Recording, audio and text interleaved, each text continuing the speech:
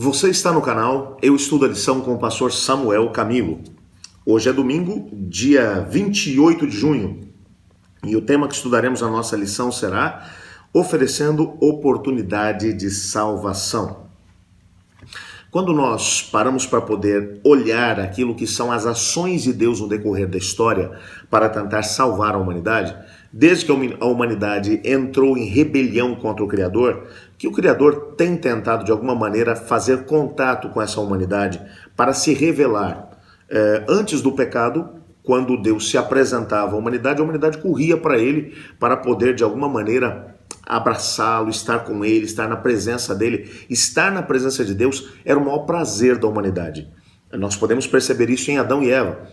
Quando olhamos para a Bíblia, percebemos exatamente isso. Logo depois da entrada do pecado, tudo isso mudou, mas mudou drasticamente. No primeiro momento em que Deus vem até o Jardim do Éden, Deus busca o ser humano perguntando onde estás, e o ser humano agora passa a se esconder atrás das moitas do Jardim do Éden. Não tem nada mais sem sentido do que essa atitude do ser humano, se esconder do Deus que é onipresente, que está em todos os lugares ao mesmo tempo, que é onisciente, que sabe todas as coisas e que é onipotente, que tem todo o poder. Quando eles se deram por conta disso, foi que eles acabaram parando de poder fugir de Deus. Mas essa tem sido a situação do ser humano até o presente momento. Isaías 59, verso 2 vai dizer que o pecado levanta um muro que separa o homem de Deus.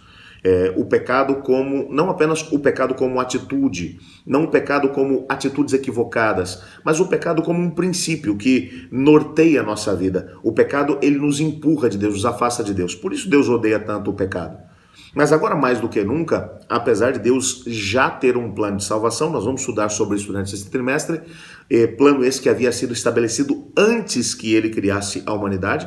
A salvação não foi uma coisa que foi inventada depois da queda do homem, o plano já estava feito, Deus apenas desengavetou o plano e colocou-o em marcha a partir do momento em que o pecado entrou no planeta. Não foi nenhum ser humano que foi até a escrivaninha de Deus e desengavetou esse plano. Não, foi o próprio Deus quem que desengavetou o plano e que colocou o plano em andamento. Plano esse que já estava preparado antes mesmo que o ser humano tivesse a possibilidade de poder pecar. Até porque a Bíblia vai deixar claro que nada pega Deus desapercebido. Deus sabe de todas as coisas, ele é o onipotente, e apesar de saber todas as coisas, porque ele é atemporal, essa noção de passado, presente e futuro foi uma noção que foi criada pelo próprio Deus.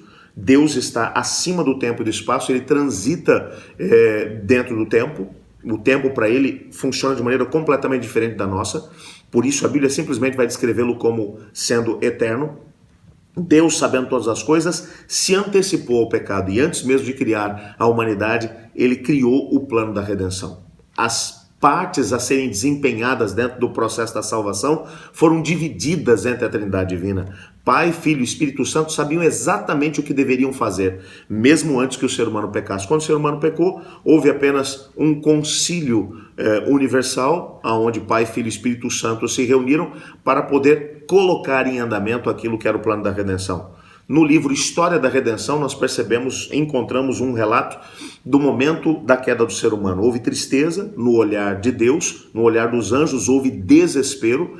Pai, Filho e Espírito Santo têm uma reunião onde eles decidem colocar em andamento o plano da redenção. E a primeira coisa que eles vão fazer, a segunda pessoa da Trindade Divina vem até os anjos e explica o papel que ele mesmo desempenharia, o papel do Pai, o papel do Espírito Santo e, ao mesmo tempo, o auxílio que os anjos dariam dentro do papel de salvação, que é um papel de Deus.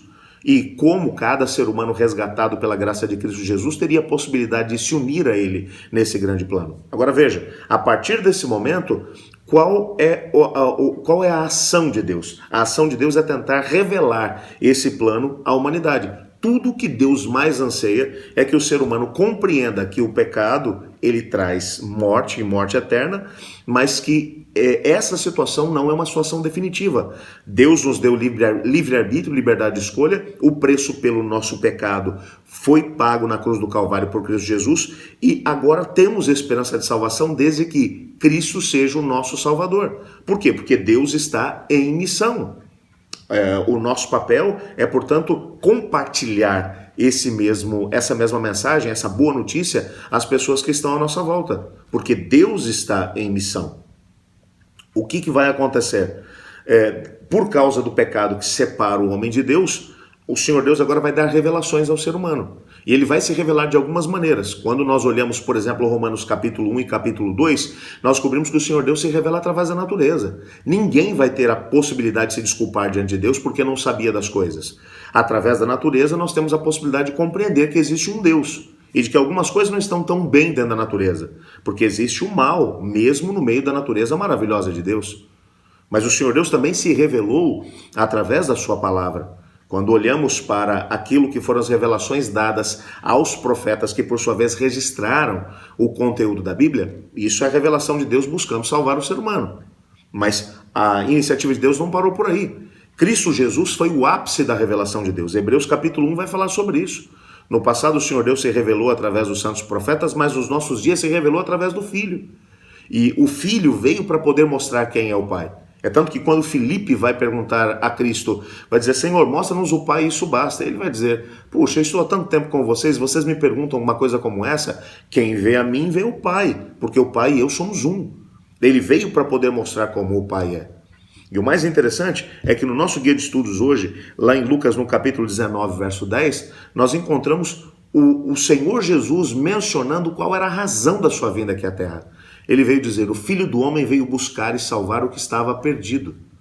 A ação de Deus em Cristo Jesus, e quando estou falando de Deus, eu estou falando da Trindade Divina. A ação da Trindade Divina em Cristo Jesus era buscar e salvar o que estava perdido. Por isso ele vem em pessoa. É Deus quem vem. Deus não ficou resolvendo as coisas lá de cima do céu, do ponto nevrálgico do nosso planeta, do centro nervoso do planeta, de onde ele administra todas as coisas, com um telão na sua frente. Não, ele veio em pessoa, ele tornou-se um de nós para poder nos salvar de forma pessoal.